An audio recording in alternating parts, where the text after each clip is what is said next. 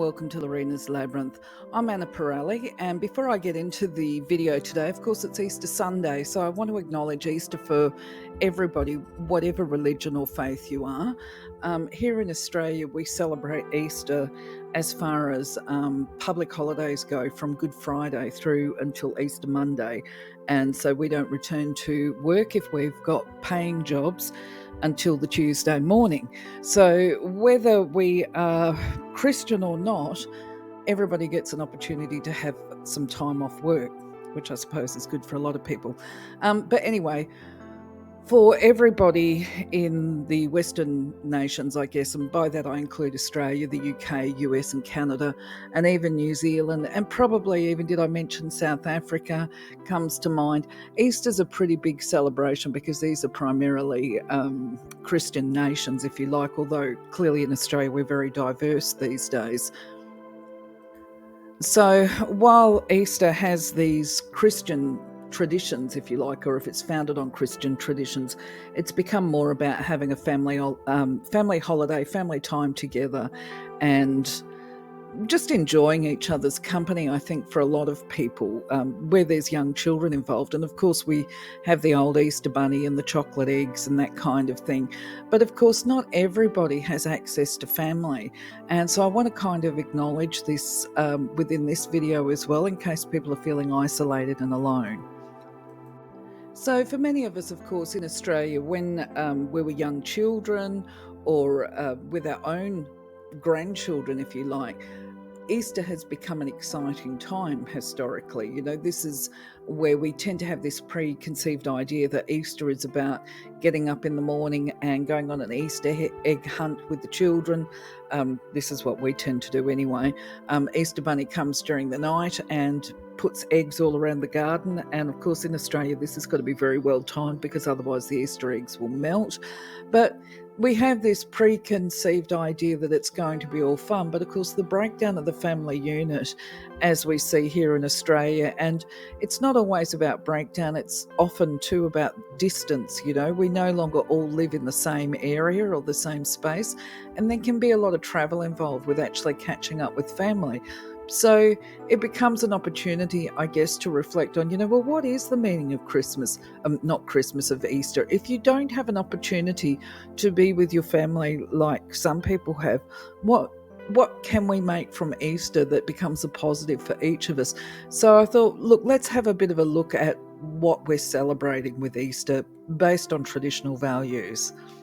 So personally, I think it can become a little bit confusing. I grew up in a family where in my early days, we didn't eat meat on a Friday because that was part of the Easter tradition of Good Friday. We would have fish. But from what I can gather, the Holy Thursday, what we call Holy Thursday, this becomes the first day of the Easter celebration. It's what the English call Maundy Thursday. And basically this was the Last Supper itself. This is where Jesus in the Bible has sat down, ate dinner with the apostles, broke bread, as they say, had fish, had the wine, and has informed the people at the table that he would be betrayed before the night was out. And quite correctly, of course, according to the beliefs, not only of the Christians, because the Jews actually also acknowledge that while there's dispute around whether or not Jesus was the Son of Christ, the Son of God, as in the way the Christians portray him, they acknowledge his existence as a man, as do most of the other religions, I believe. They acknowledge that Jesus did in fact exist. There becomes debate, though, of course, around the Bible as to what led to the betrayal of Jesus by Judas, whether or not he actually asked Judas to betray him to the authorities for him to be arrested, because if you do a quick Google online, you're going to actually see that there's variations to the story where Judas has been arrested throughout the night himself and told to expose who Jesus was. But then you read other stories where Jesus has said to him, look, go and basically claim the 30 pieces of silver reward for exposing me, and then go and give the kids and the women some money, because Jesus, of course, was known to be a real... Look, when I was studying social work, I used to say that whether we believe in Jesus or not as the Son of God, and as the Christians portray, he was at the very least the first social justice warrior. He didn't believe in extorting vulnerable people or exploiting them for wealth and gain. And he believed in caring for those people that were unable to care for themselves. So it's very, very interesting here. But anyway, so the Thursday is about him having dinner and being betrayed. And this is where that saying of the Judas kiss comes in, where Judas returns to the apostles with the authorities and leans forward and kisses Jesus as a sign to the people that this is the man that they wanted to arrest. So that's what happened on Holy Thursday. When we talk about Good Friday, I think it's really important that we actually consider the fact that language has changed and that we've been interpreting different languages, because frankly, I don't see anything particularly good about Friday. That would have to be, I would imagine, as a human being, probably the worst day of Jesus' life, in as far as he had been arrested and he then was tortured, absolutely tortured, whipped, beaten, had the crown of thorns put on him, which was these were the punishments of the time. That was the custom. So, you know, he wasn't the only person to be crucified in this way, but it would have been horrendously painful. And then, of course, he was nailed to the cross. So this is what this image portrays here. And I think it's probably important to acknowledge that with him being crucified, that when the sentence was delivered for him to be crucified, that Pontius Pilate, who obviously was the man that made the decision, he actually bowed to the will of the masses who were insistent that Jesus be crucified. And he's recorded in at least one of the biblical interpretations, because there's a lot of them, where he's turned around and said, I find this man guilty of nothing. You know, he hasn't done anything that warranted the oh God, what is it? God, there you go. The crucifixion, or the nature of the sentence that he was provided. Because at the end of the day, he was well known. Jesus was well known for his good works. He was considered to be a healer and caring for the social misfits, the marginalised people, the outcasts. But remember, he was born a Jew, and he did challenge the systems of inequality, if you like. And where am I going with this? Basically, when he delivered the sentence, Pontius Pilate has said to the crowds, you know, be this on you, okay? I'm doing this basically because they were baying like hounds for it, to see him crucified, and using the excuse that that Jesus had created a lot of problems for them, which of course he was. He was absolutely rocking the system. He was challenging it, and he was getting a lot of support. So in many ways, you would say, if you were to compare it to modern times, he was getting a crowd. He was stirring up the crowd to challenge the system with him and empower themselves. And when people seek to empower themselves, quite often that can make the powerful people get a bit frightened and threatened.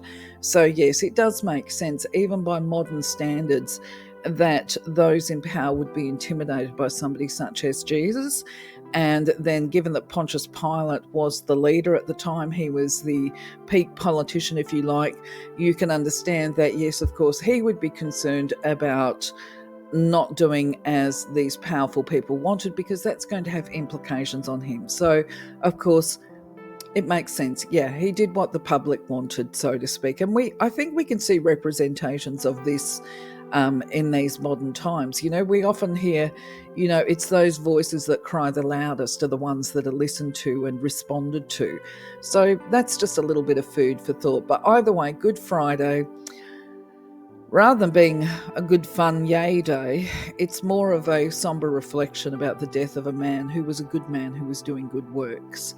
So I think there's a bit of mourning that actually, if we were to stick to the traditions of Easter, or the truth of Easter, that we would look at it with some sadness at that time. So if you're an expert on the Bible, I do encourage you to actually put your comments up about the stuff that I'm referring to here, because I think it's worth a conversation anyway, because although we have people that call themselves Christian, that's like an umbrella term. There's so many different ways of being a Christian and demonstrating your faith and belief, and the way you serve, if you like, if you're a service worker. There's so many different ways to approaching Easter. But anyway, so I'm going to go on with what my understandings are.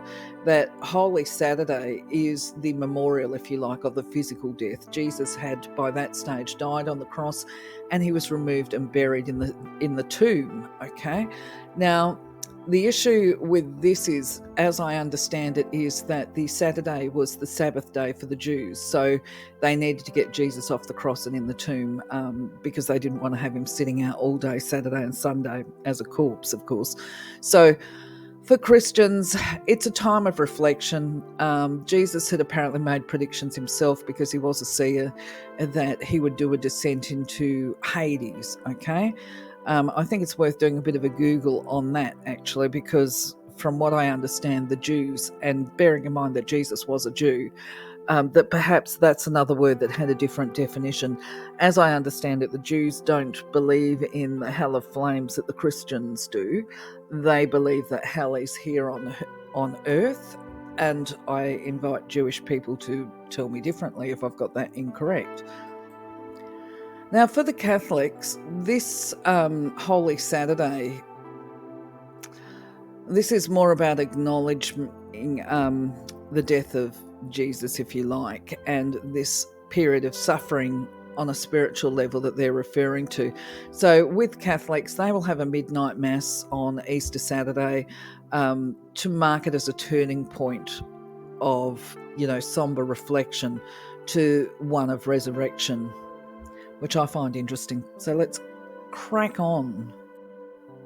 So, of course, with Easter Sunday, this is where the fun part comes in, because this is considered to be the day of resurrection, where Jesus emerges from the tomb. He is no longer dead. He has miraculously become human again, and is witnessed, this is obviously content that's in the Bible, is witnessed by Mother Mary and Mary Magdalene. In one of the Gospels that I saw, and this is just based on a Google, so you can find it as well, is that there's said to be another 516 people, very specific, that were witnesses to him being resurrected after being removed from the cross.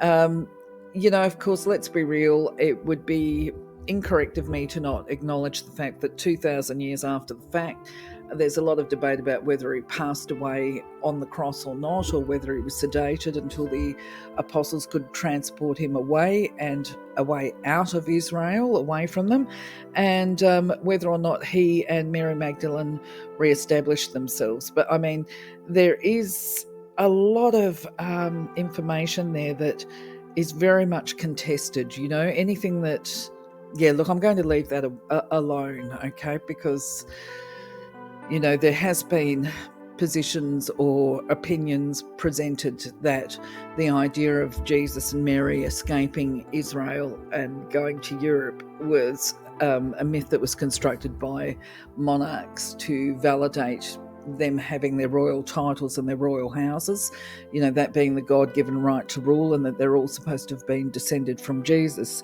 Anyway, so that's Easter Sunday, which is the celebration that Jesus has risen from the dead. And on Easter Monday, we celebrate again, as this is the day that Jesus ascended back into heaven, and that he died to liberate all people on earth from the sins. Now, I think it's important that we actually talk about that a little bit, because if we actually do believe that, we're talking about the liberation from the original sin of humanity. We're not talking about, go and do whatever you want willy-nilly and there's no repercussions, because we all know, of course, there are repercussions. There is karma. We all have to live out the karma of our actions and choices. And at the end of the day, he can only carry the burden for so much of us. But anyway, where I want to go is, it's written in the Apostles' Creed that on the third day he rose again from the dead, he ascended into heaven, and he sits at the right-hand hand of the right-hand hand. Do you like that? The right hand of God, the Father Almighty. Okay? So that's in the Apostles' Creed. Just want to put it in here as well that the Some students have linked the Apostles' Creed with a former Roman creed and pointed out that there's either some errors in the translation of the storytelling. So I want to say errors in translation or errors in the retelling of the story around the crucifixion, which is very interesting. And let's make this point here too, that nobody disputes that the crucifixion occurred. There is dispute around what happened and the way the stories have been presented. So all that being said, a person has to wonder where the modern ideas of a rabbit with Easter eggs came in. I don't know about you, but certainly by our customs, we teach the children that they've got to put out a carrot and a glass of milk for Easter Bunny when he comes around, and drops off the Easter eggs, which in hindsight is, if you unpack this, it's just bizarre. How do we make the links between, a giant rabbit and chocolate eggs? So I think from a spiritual perspective, whether we're Christian or not, that the whole concept of Easter does provide an opportunity for reflection upon life and how we feel about betrayal, how we feel about, resurrection and rebirth as well. Okay, so before we go into that a little bit more specifically, I want to make the links because I saw this, and for many years I actually thought this was true, that when we talk about Easter, that it was cultural appropriation of a myth of Ishtar, who was the goddess of war, fertility, and sex. But actually, the evidence would say that's not true, actually. She was involved in animal sacrifices and objects made of her. They're made from stone. There's an image of her here in this picture here. And interestingly, there are some people that claim that there was a connection between her and prostitution, a temple of prostitution, actually. So she doesn't have really the values that we associate with Jesus and Easter itself. So I'm not sure that we could say that it was cultural appropriation in that regard. Plus, not only that, the other thing that throws this idea under the bus really is that her symbols, they're not the rabbit and the bunny or the rabbit and the eggs. Her sacred animal, apparently, that's associated with her is actually the lion. So I think we can put that to bed, that there's no cultural appropriation there between religions, between Ishtar and Christianity.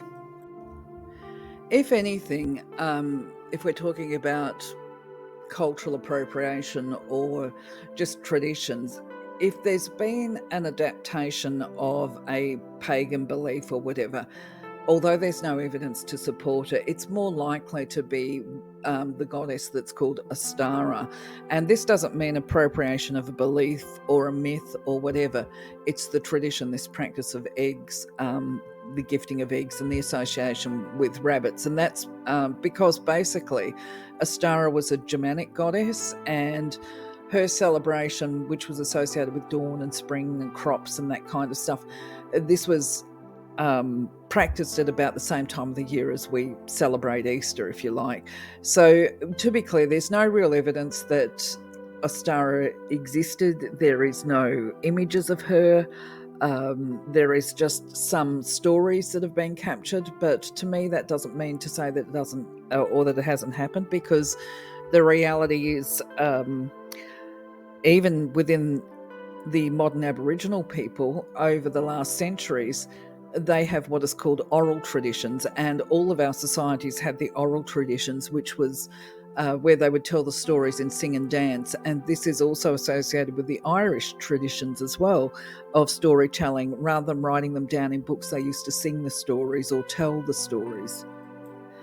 And of course, when we're talking about fertility of soil and crops and that kind of thing, the best symbol of fertility is actually the rabbit, because of course if you've ever been around rabbits or had rabbits, you know that bunnies breed like bunnies. That's where the saying came from.